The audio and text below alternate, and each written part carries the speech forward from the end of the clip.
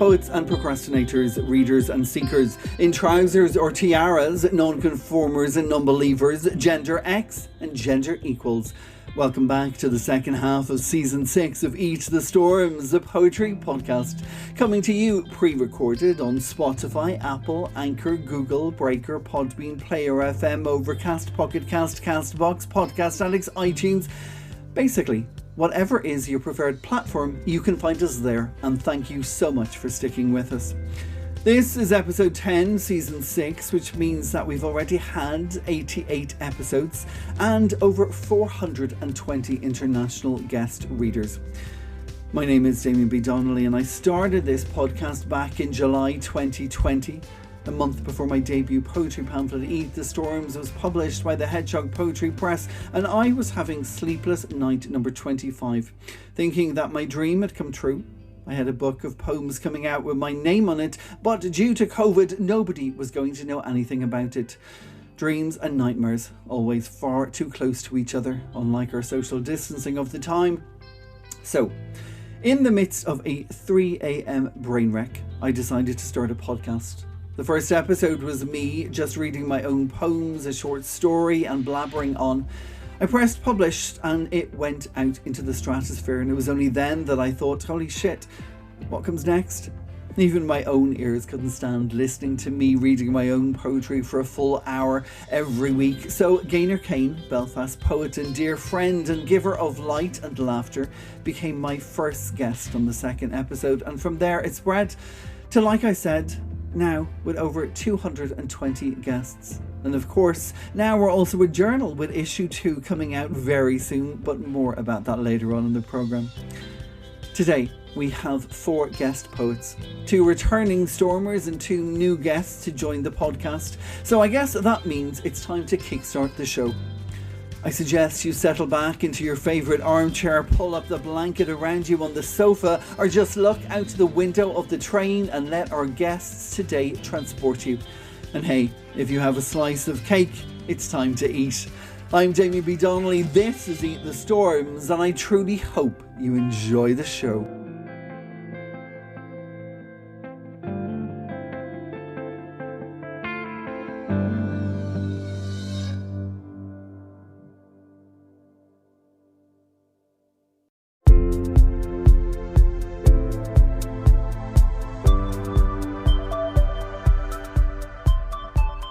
And today, for our first port of call, we are heading to Austin, Texas in the United States for an author whose digital chapbook, Don't Fall in Love with Sisyphus, was published last year by the bloody brilliant Famidan Publishing.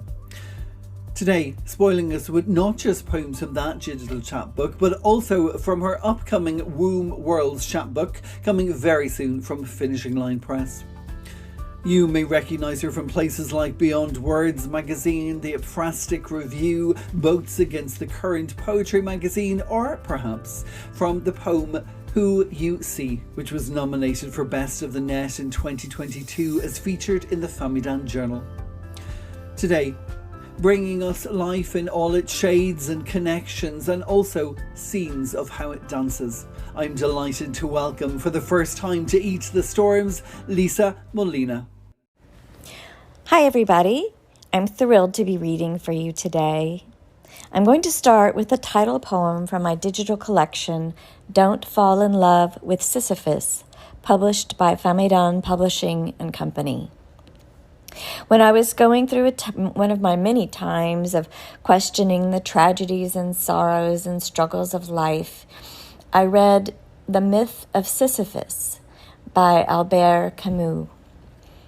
And it really helped me to see that our suffering can and does have meaning.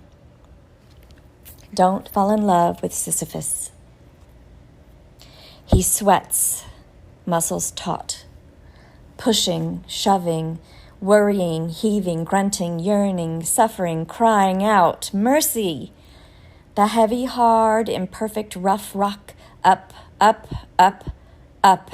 Finally, agonizingly, triumphantly, he reaches the scorching summit, only to witness it rolling down, down, down the hill of life, laughing at him, knowing it is a relentless, meaningless struggle. But if you do fall in love with Sisyphus, there exist momentary flashes of insight, that your mere existence has changed others' lives for the better. Smiles, connections, intimacies, mending, melding of souls crying out, "My love." There is no meaning in life, only the experience of living. Pushing, shoving, worrying, heaving, grunting, yearning, suffering, crying out mercy, incessantly struggling to reach the heights and begin again and again and again.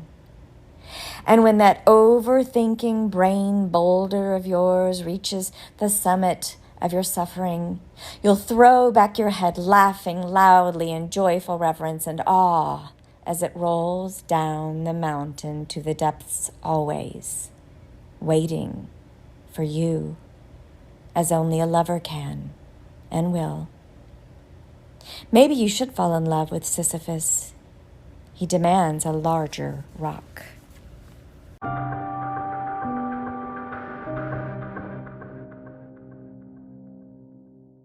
The next poem I'll be reading is from my new collection, Womb Worlds, published by Finishing Line Press. It's called Emerging.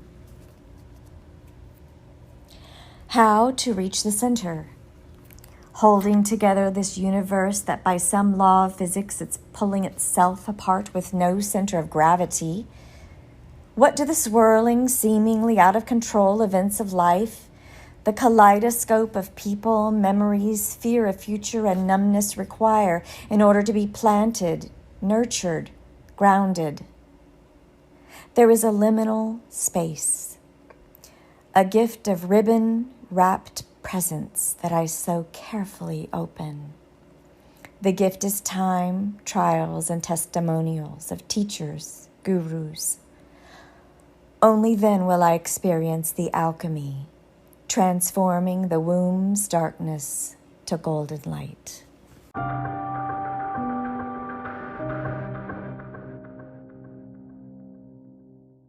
The next poems I'll be reading can be found in both the collections I previously mentioned. These poems are about the time in my family's life when my young son battled leukemia 3 times by the time he was 13 years old. The first is called Prognosis Percentage. The boy, age 13, battling leukemia 3 times since he was 3, asks the transplant doctor, "What are my chances of surviving, Dr. Lee?" Dr. Lee locks eyes with boy intentionally and says, 40%, somewhat confidently. Furiously, insistently, boy pounds fist on the table.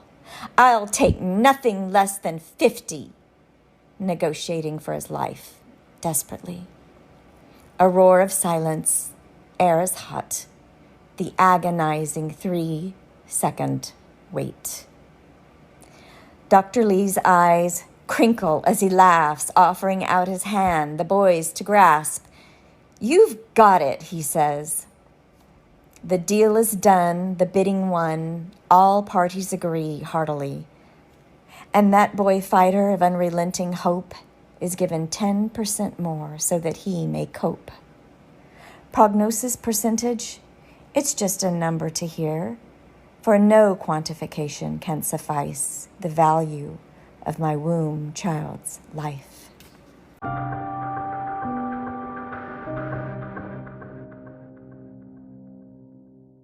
The next poem is about the days just following my son's double unrelated umbilical cord transplant that he had when he was 13 years old.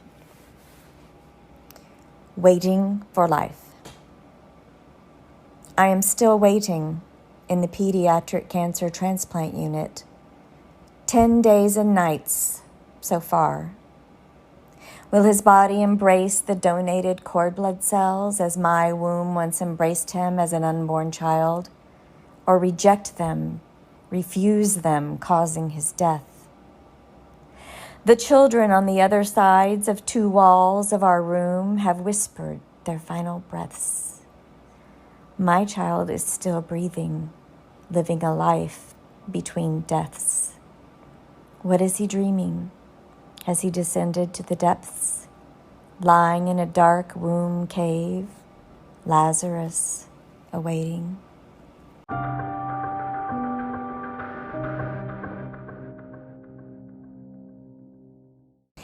And I'll end with a joyful piece from those same collections. It's called Life Still Dances, and it's dedicated to my husband, Gary.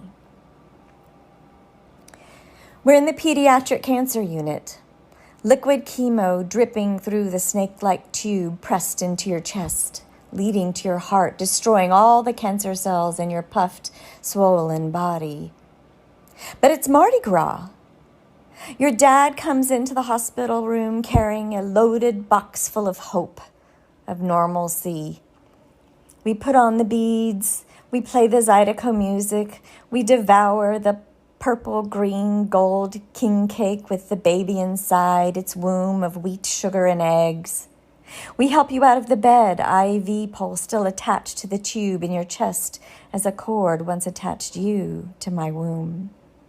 Your little sister reaches for your hands, the music louder, the sounds of accordions singing, rhythms thumping. You move together, swaying, smiling, dancing, laughing. I'm dancing in reverie with your father. The nurses come in, clapping, laughing. It is a dance of the exquisite, normal, nearly lost in our lives that cancer cannot take away from us.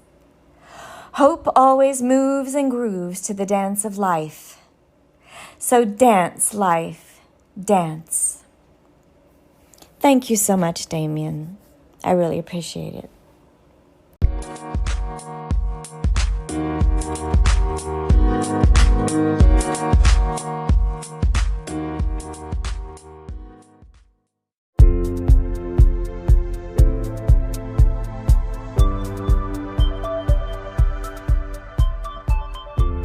From Austin, Texas in the United States, we're heading a little closer to home, at least my home here in Dublin, Ireland, and landing in Bethnal Green in London in the United Kingdom, where we are going to join a poet who was actually born in Melbourne, Australia.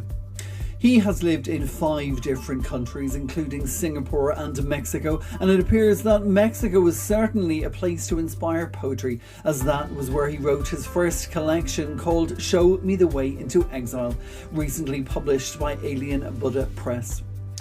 He's appeared in over 30 international publications, including A Thin Slice of Anxiety, The Madrigal Press, and The Jupiter Review, to name but a few. Another newcomer to the podcast, I am always delighted to share new voices and visions and hidden loves with you all. So please go wild in your own way, in your own home, for Damien Posterino. Hello, this is Damien Posterino, and it's an honour to be a guest on Eat the Storms. I was born in Melbourne but moved to the UK many years ago, and home is now Bethnal Green in London. Thanks very much to Damien for inviting me on the podcast, which I always enjoy on my Sunday walk around Victoria Park. I'm going to read some poems from my first collection of 40 poems called Show Me the Way into Exile, which was just published by Alien Buddha Press on January the 26th. The poems explore how being in exile can manifest itself in many ways. The first poem is called And for Our Next Act. They say I need to laugh more, but what if it's the wrong type? I sit here listening to people. My ears are pricked balloons, deflated by their vanilla anecdotes, amusing nobody but themselves. I get the giggles at funerals. How I hope I have the last laugh too, not forced to get the joke anymore. Somebody laughed hard at something they didn't hear. It reminded me of so many filtered sunsets. Smear your lens with lots more Vaseline. I tried to laugh again recently. It sounded a bit maniacal. In the mirror, there was an audience, waiting for the punchline.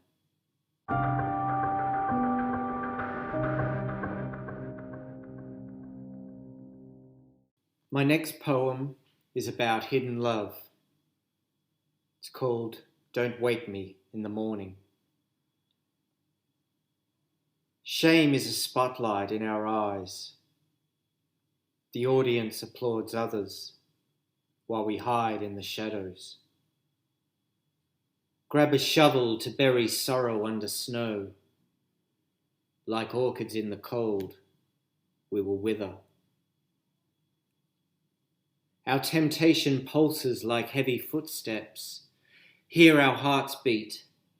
Rhythm gets stronger, then frightens into stone. Slide our bodies under sheets of passion, skin under silk and sweat. Desires stain them. We whitewash the memories. Our bones are brittle from these burdens on our back. Dim the lights on this temporary coalition. Follow bright apparitions made for strangers searching in the dark.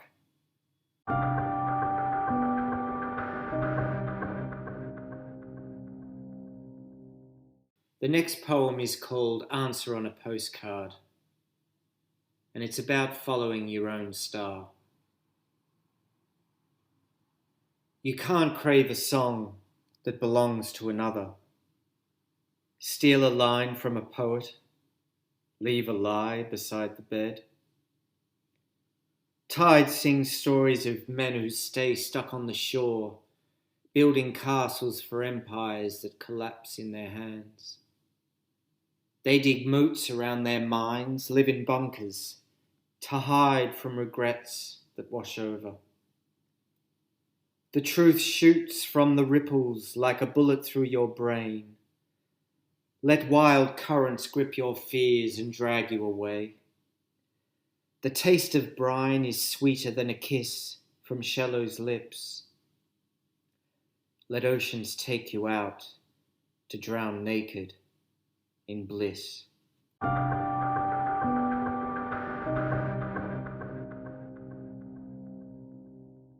My next poem shares the title of my collection, Show Me the Way into Exile. Surrender by your teens, stand still on tiptoes. I don't want to be in their tribe.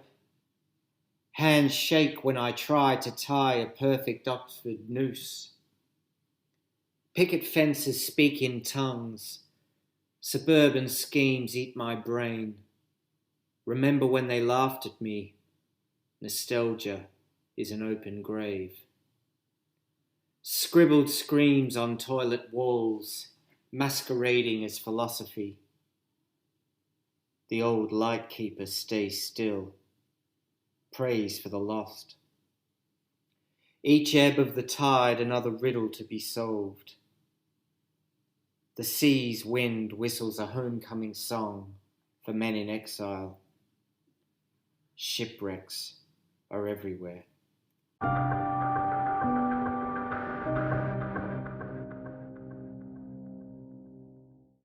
And my last poem today is called People Used to Applaud When a Plane Landed, and it's about all the pains we carry.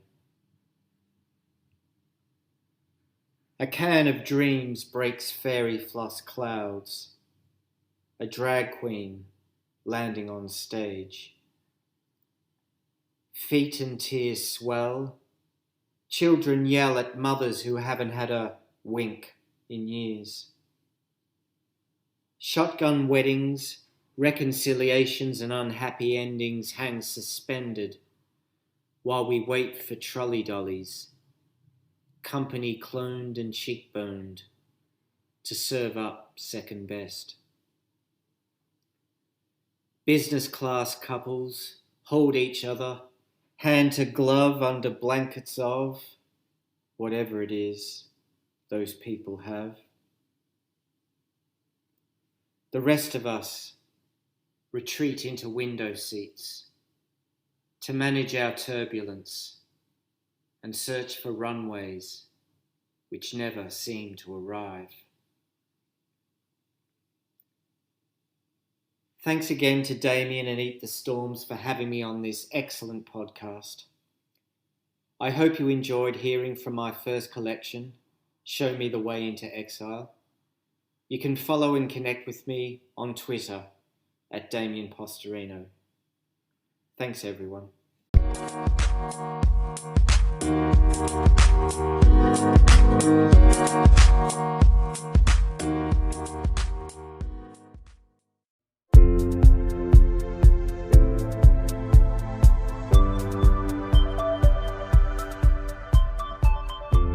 We are staying in the United Kingdom for the time being while we welcome back a much loved guest to the podcast.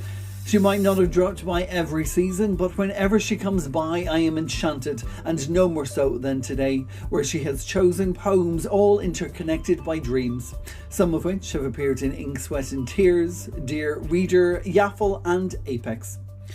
In 2020, when she first joined us, she shared poems from her debut collection Magnifying Glass, published by Black Eyes Publishing, and I am honoured that she was one of our contributors in the inaugural issue of The Storms.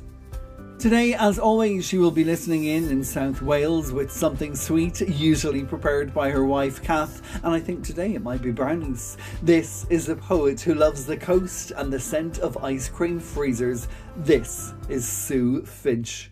Thank you, Damien. It's a pleasure to be back on Eat the Storms, the poetry podcast. Thank you for having me. I have chosen 5 poems today, and they're interconnected in that some aspect of each one of these came from a dream. There are other things that come into play as well, and sometimes I've learned something about the way my mind works from writing these. Anyway, the first one of these is called Invitation. This is my lockdown dream poem. Invitation. She says I will be able to see Perseids tonight in her armpits, just as I am worrying that I cannot read binary. I assure myself I can Google it later, hoping that the instructions will be simple.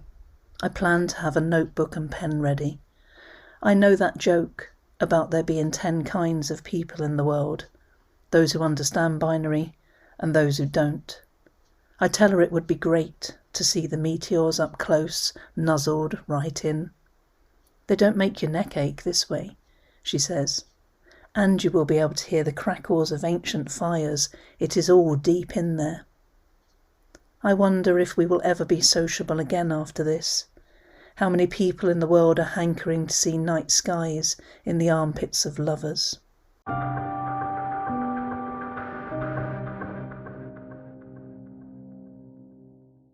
The next poem is Blade.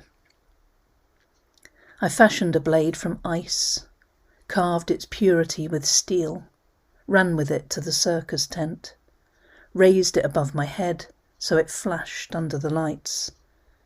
The slow drip down my wrists reminded me the treasure of it was temporary, but I made this, and the moment was mine. Too early for the ringmaster and clown to be breathing grassed air in full costume. Braces dangling, cheeks pink, faces not yet settled, they watched. "Are you auditioning?" asked the ringmaster, breaking the enclosed silence. I felt sure I could pull something off, but wondered how I would cope in the cold caravans. Was it time to see so much more of the world, or had I carved this beautiful dagger for a different purpose? I frowned thoughtfulness. Then, feet together, I lifted my warming weapon above my head. Neck back, I opened my mouth as wide as I could, tasted yesterday's popcorn tinged with hot dog, slid it slowly in. I am 98% sure they applauded.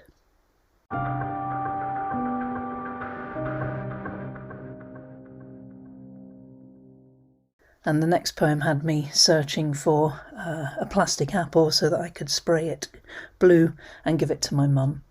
This poem's called An Apple for My Mum. I need to tell you exactly what colour it was. Did you ever suck an American boiled sweet? A blue one. Slip it out of your mouth, hold it to the sun to admire it before sliding its smoothness back in and licking the wet sugar coating from the pads of your thumb and index finger. It was nearly that blue.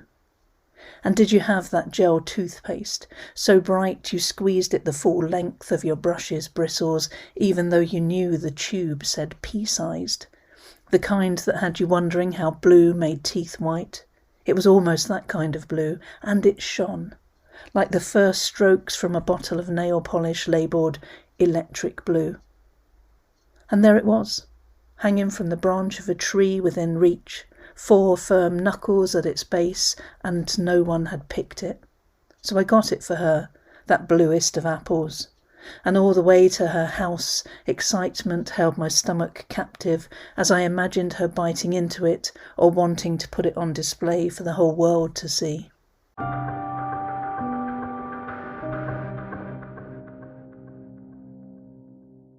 This poem's called Rescuing the Giraffe, and I think it might be a poem about being a poet. Let's see. Rescuing the giraffe. Counting the tangled legs, I make it 6. 1 head, so I count again. This time I make it an almost knotted 4, and its eyes are fixed on mine as if I could be its mother. But how do you retrieve a giraffe from an earthquake crack? And then what do you do with it? The trees are bare, and I feel unqualified for this emergency act. I am almost sure its skin would feel like suede, and those hot chocolate eyes are imploring me. You are a poet, you owe me this, it says. So I sit on the edge, reach down my hands, pat its gentle rump. It is all muscle under that thin, soft skin. I stroke tentatively. Don't bite me, I say, and the giraffe is offended. Okay, what I mean is it might be uncomfortable while I sort out your legs. It barely makes a sound as I work. Released feet scrabble to find their place on the jagged sides of the hole. It is ready for the hauling. My arms cradle its stomach, leaving the legs to dangle, and I have him rising. He is as unsteady as the day he was born, skidding like a skater on their first rink. But finally he is up, shaking off confusion, and I am seeing the size of our shadows.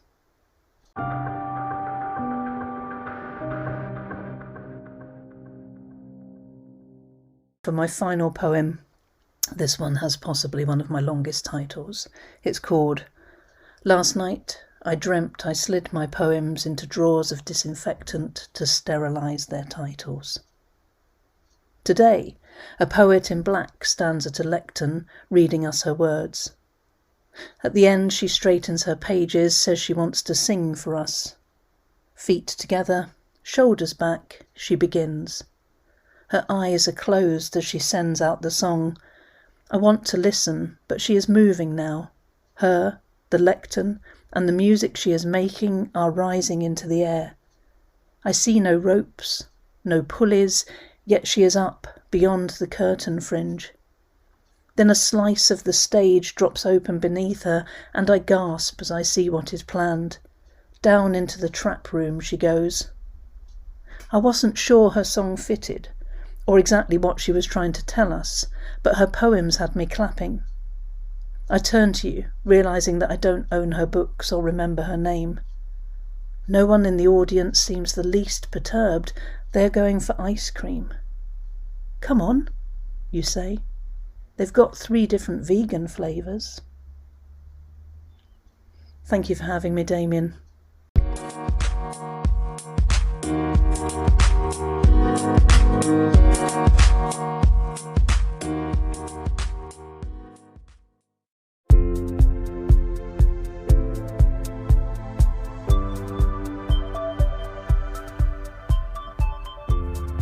For our last journey today, we're staying in the United Kingdom to welcome back another returning stormer, and this time it's bloomin' exciting because this guest is here to share with us work from his new collection, Cul de Sac, or Cul de Sacrilege, published last year by Polari Press, and it's his first collection all by himself. In the past, stemming from his musical background as part of the Andy Bell is Torsten and the Downs Braid Association, he's released Fuck Pig Zeitgeist and Bucolicism, which he read on his last visit to Storms. Documenting the queer everyman in rural England, Cul de Sacrilege has had dreamlike reviews, including this one. Vigorous, vivacious, searing and scorching wordplay. As queer poetry, it feels personal, personable, groundbreaking and truly seismic. And that was from the one and only Andy Bell of Erasure. Always bringing to each and every reading such power and presence, it's an honour to welcome back to Eat the Storms, Barney Ashton-Bullock. Hi Damien, it's such a thrill for me to be back on the Eat the Storms Poetry podcast, which I enjoy immensely.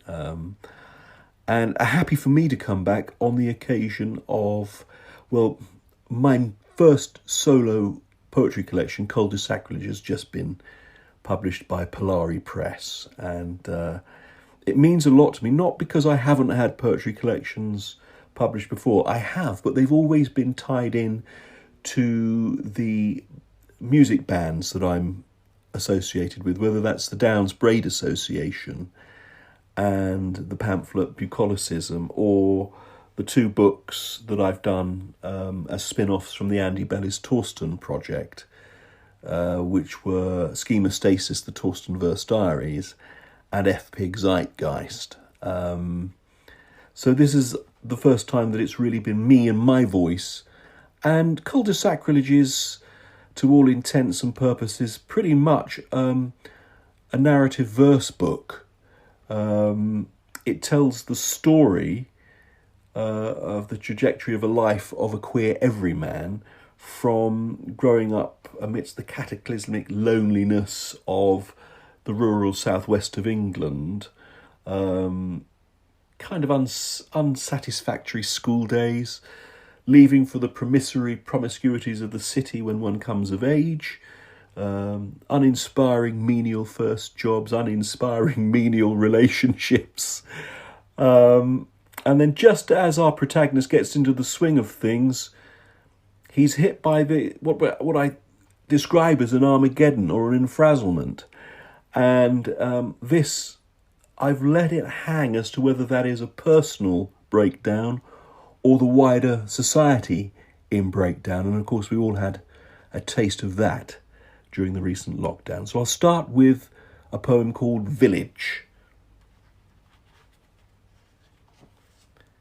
These dew-dashed ballad downs at dusk, their flannelette-filtered translucency, their ethereally gust-thwacked sparsity, their muted refractions of wheat sheaves asway, grainy as you like in the drawn light.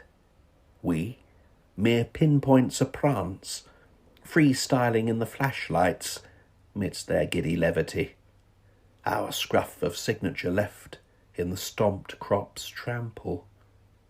We vortices of loneliness eschew the coital co-substantiates of a GPS iPhone app, engineering free love betwixt such brittle strangers who melt for lust and pour for sex. The top road through which we as air shuffling exjunt to the 9:07 market day bus, the rusting hoops of stanchions of the withered wreck of shelter in which first-time memories were made.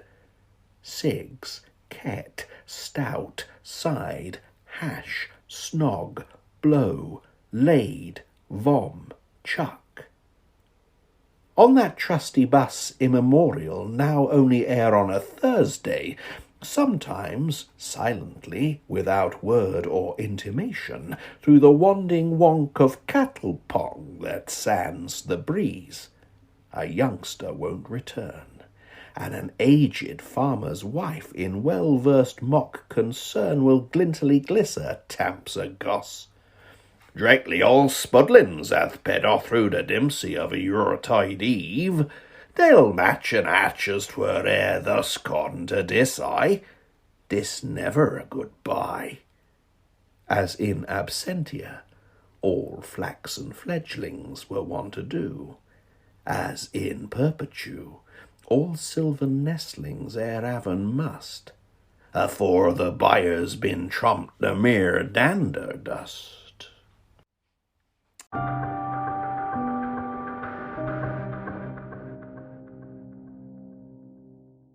So from the village that one grew up in, our protagonist took memories of the kind of illicit drugs that go on, really for entertainment and kicks, in the local pubs and inns of rural Dorset. This is called Spike Mine. Tavernier shunt in a sordid shanty shimmy. Mayhap the miscreant shag out back. The pig bins are strewn as bedding for the reckoning. Anointed studs spurl their due through style-eye pricks to the maidenheads who choose their groove and BPM. We witnessy wallflower shufflers gorp asinine with halves of this or that tincture, thinking of the tinking dealer and winking him, "Spike mine." Soon them soused smurgy forms with their spoogy spectral minds are so rinse in lolly lurid colours they become rainbow blind and are leached to grief's grey, latched bereft of life. What a lottery of twists that tryst of snorters deal a dip and dive within, scrunched to levity afore the morrow's scree of next of kins. Rest in peace, whichever pixel burst you were, whichever such somnambulant bluey hues elided to a non-zephyr. You, now, wherever the barcodes weep, where the microchip can wane, wax, and warp undetected, where the flowers of sulphur grow glowing gold with their plucker's pulse beat, where thine and mine entwine in approximations of eternity. Now communality is but your putrefactions all melding in the earth, and you sing, like harp strings buzzing in a late summer breeze, your chorus of relief, nay, release. Spike mine, spike mine, spike mine.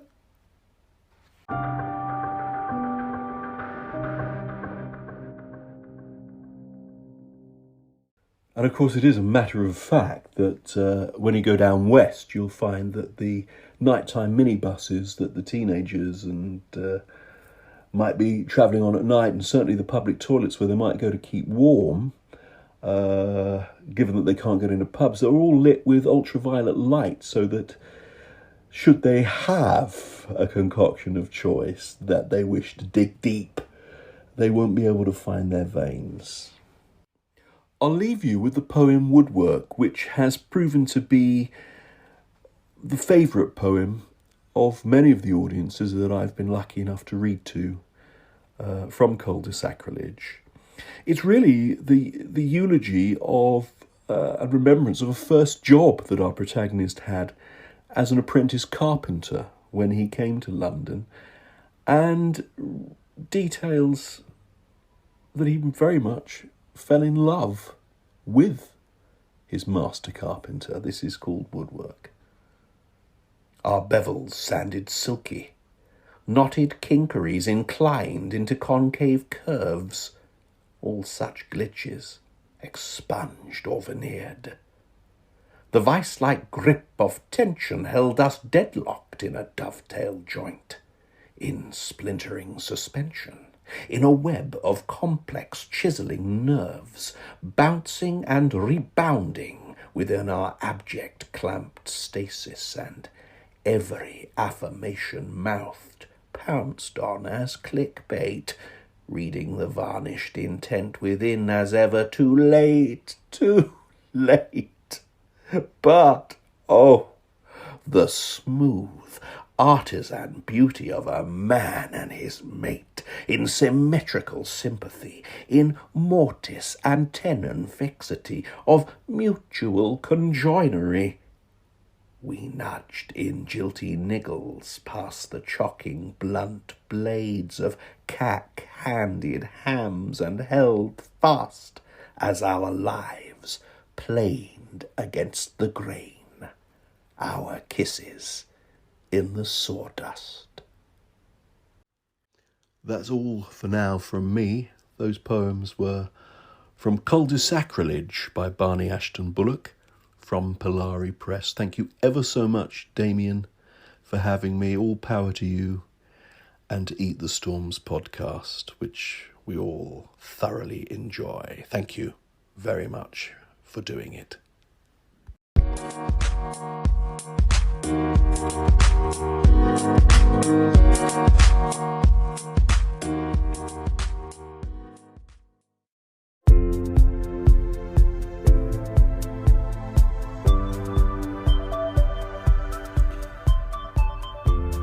And that was it for my guests on the show today, and what wonderful guests they were to kickstart the second half of season 6.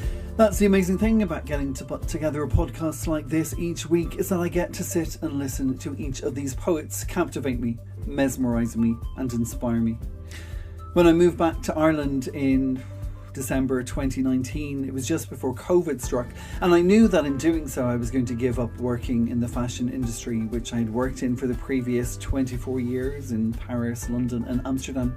So coming back to Ireland, I was hoping that in some way I might find my way into some form of a literary community and try and figure out if this poetry thing that I dabbled in the background, if it could be a little more centre stage in my life. So when I started the podcast, everything was a bit of a dream. There was a hope that maybe someone would listen in and that maybe someone one day would want to sit and read and share an episode with me. Honestly, 420 poets later, 420 bloody brilliant international poets later, it still knocks me out every time I get an email from somebody saying, "Hey, I've been tuning in and I like it and I'd like to be a guest." Thank you so much, everybody. And so before I leave you today, I'm going to share with you one of my poems, and today I'm going to read a poem from Enough, my first full collection, which was published by the Hedgehog Poetry Press last August. This collection is about my love affair with Paris, which started when I first moved there when I was 22 back in 1997. I left when I was 24 to move to London, then on to Amsterdam, but then I moved back when I was 40 and stayed there until I was 45, and then, as I said, I moved back to Ireland. It wasn't always as perfect as the postcards try to depict. As with everything, it has many shades, lots of shadows, and if you've been to Paris and seen a little bit beyond the glitz and the glamour, you will know that it is a concrete jungle, and very often it cuts, and in summer, especially in August, it's a seemingly sexy, slinky city, and yet its concrete sucks in all that midday sun and then releases it late at night as a stale secondary sweat. Now, the collection is broken down into 6 sections: the leaning in, the living, the loving, the moving, the leaning out and the leaving. And so this poem that I'm going to share for you now is all about the moving. It takes place on a metro, moments on metros still moving.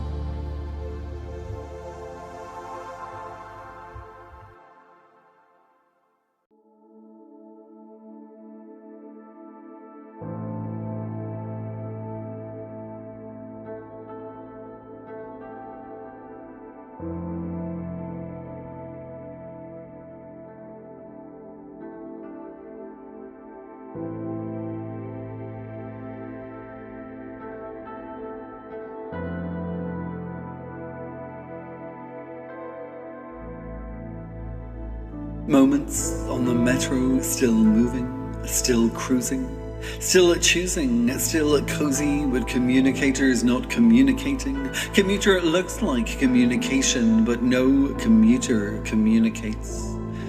Moments on the metro, still moving, still braking, still stopping at stations where beggars enter with le chanson, trying to get the chance on, prancing into pockets of passengers, losing patience with moments on the metro, still moving, still making manoeuvres along carriages of commuters, consumed with new tunes on iPhones and handheld computers and fold-away scooters, as cute girl eyes gay guy in grey shirt and another guy notices the mini of her skirt and he dreams of dessert, dreams of slithering so slow along her carriage to drive his tiny train into her station like he was Spartacus the Thracian riding illusion's vibration.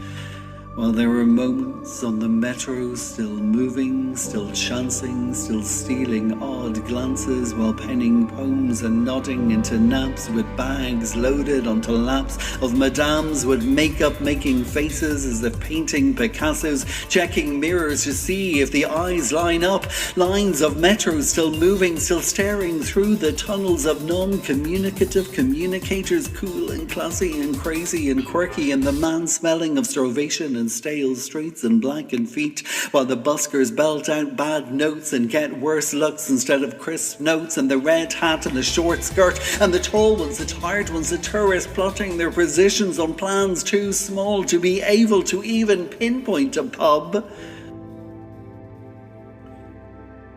Metros making their way through moments between the darkness, on tracks all laid and loyal, not like our thoughts, spinning and fretting about fitting in, fitting on, fitting into tracks, trains, skirts, holes, cyber lives to make us whole in private compartments to crush us closer into strangers, coming closer to scents and smells and stenches that choke us in breaths, breathing onto the backs of tensed up necks of unnamed neighbours, slithering like snakes on tracks, taking us back and forth to and fro, to work, to home, to him, to her, to zero, to the passing parties and improbable possibility. There are moments on these metros, still moving through this underground, under the ground, under cars and bikes and feet walking and taxis swerving and cursing at bikes and pedestrians crossing the wrong way on the wrong side as the straight rain falls into puddles over gutters while water trickles down from daylight into darkness into tunnels where it finds us with our moments on the metros still moving.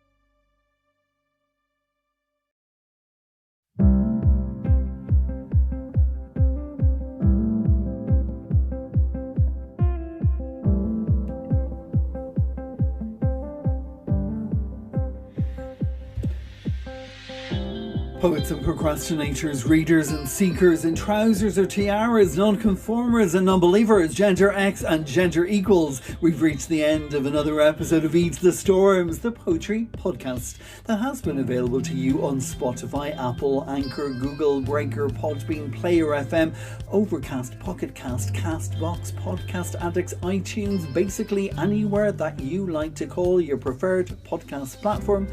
We are usually there. My name is Damien B. Donnelly. I've been your host and producer, and I am so eternally grateful to the poets who have come to share their voices and visions on the show. And today I have been so lucky and fortunate to have had Lisa Molina, Damien Posterino, Sue Finch and Barney Ashton-Bullock. Now, if you don't know by now, we have a website, and that website is called eatthestorms.com, and over there is a podcast section. It's called Listen to the Podcast, and if you click on that, it will bring you to individual blog posts, and each post relates to an episode. This was episode 10, season 6. There on that post you will find photos, bios, social media handles and website links in order to find, follow and be fantastic fans to all my guests on the show today. Now, while you're over at Eat the Storms, you can also check out details, as I've mentioned a couple of times today, of The Storms, our printed journal of poetry, prose and visual arts. I started this last year with an idea of returning poetry to the page when lockdown ended, and along with poetry, I decided to mix in prose and visual arts. Why? Well, because when I think about creativity, it comes in all forms, and for me, one day I want to paint, one day I want to write a novel, and the next I want to write poetry. So therefore, when I was thinking about what kind of journal I wanted, it had to include everything. We are all artists trying to express ourselves, whether it was with a pen, a paintbrush, a lens, or a scissors and glue, and a collection of magazine images waiting to be collaged together. The inaugural issue of The Storms came out last August, and now issue 2 arrives on the 18th of February, with pre-sales kicking off at the beginning of February, so keep an eye out for that. We had a fantastic, phenomenal response to issue 1, and I hope that we continue that positive reception with this new issue. For the first issue, I was joined by Gaynor Kane as sub-editor, and for this issue 2, I had the joy of being joined by fellow Dublin poet Eileen de Puer. What a time it is at the moment for journals, because right here in Ireland we have a fantastic selection of new journals that have just come out, including Howl, which arrived last year.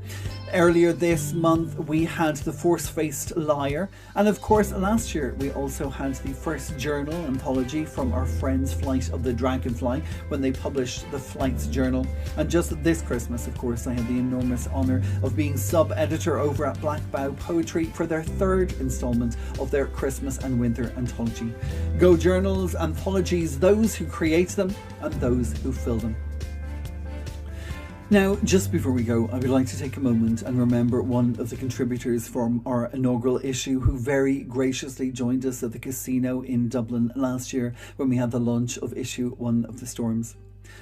Kevin Higgins passed away earlier this month, the author of 6 collections of poetry published by Salmon Poetry, including his most recent Ecstatic, Sex and Death in Merlin Park, and The Ghost in the Lobby. Along with his wife, Susan Miller de Mars, they provided poets with a platform to read and perform for the past 20 years at the helm of Over the Edge. A flame has dimmed in the literary community, not just here in Ireland, but all around the world. The flame has dimmed, but the light will never truly go out. Okay, my lovely listeners, that's it for me for this week. I will be back with you again next week. The show goes out from 5 p.m. GMT, Greenwich Mean Time, on your preferred podcast platform. But of course, we are a podcast, so please feel free to tune in whenever you choose. Until next time, look after yourselves, be kind to each other, and every now and then reach out and hold the light. And of course, it goes without saying that until next time, I hope that you all stay bloody poetic!